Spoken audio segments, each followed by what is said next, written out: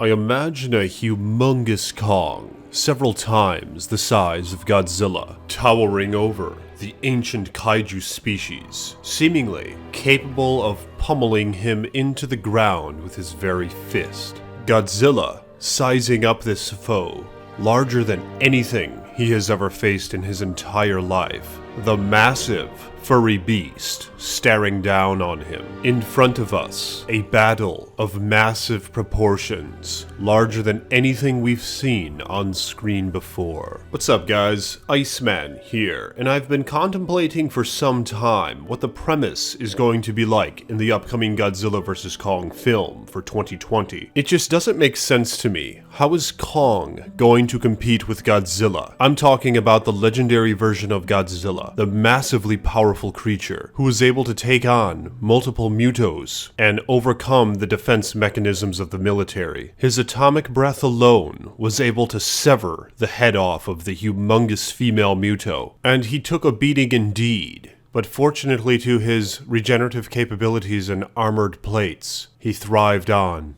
and fought forth. Kong, on the other hand, doesn't have any seemingly supernatural capabilities other than his sheer size and growth. In Skull Island, when the helicopter squad first appeared on his island, he began thrashing away at them, and from such, cut his little finger on one of the blades. This surely proved to the beast that he was vulnerable, and he had weaknesses. He fought well against the Skullcrawlers, but Ramarak, the giant skullcrawler alone, put up a fierce battle against Kong. And if it weren't for the help of the humans, I fear that the results might not have been the same. Now, you guys gotta bear with me on this one, because I know this isn't the traditional way in which things have been done in the film industry, specifically with Kong and Godzilla. But in order to make this upcoming MonsterVerse film believable, I think they're going to have to up the ante with Kong's size. I believe he will put on a fierce competition with Godzilla only if he is massively larger. Godzilla already has regenerative capabilities and a very powerful atomic breath, as well as armored plating as a defense mechanism. Kong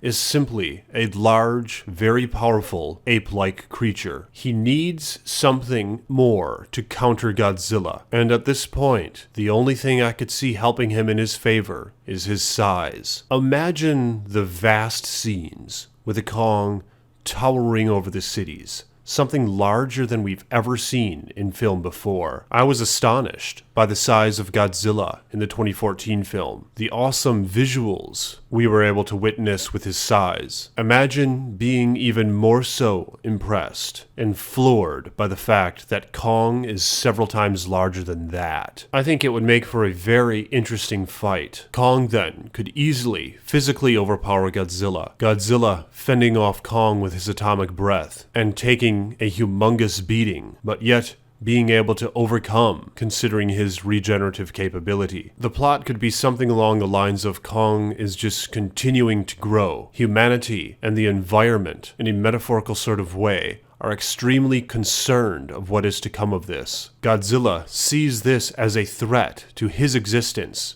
and the self-sustainability of the Earth. The reality that Kong just simply isn't going to stop growing. This factor will accumulate throughout the entirety of the film, leading to a massive battle of humanity, Godzilla, and perhaps other kaiju attempting to stop this ticking time bomb. But what do you guys think about that? And again, I know that it goes against the grain of what tradition has set for us when it comes to these monster films. But I think if they were to go about this way to do things, it would catch us all by surprise, and it would make for a more believable and more diverse scenario of ancient kaijus battling it out. But let me know in the comments section your thoughts on these matters. And like this video if you haven't yet. I am the Iceman. More videos to come.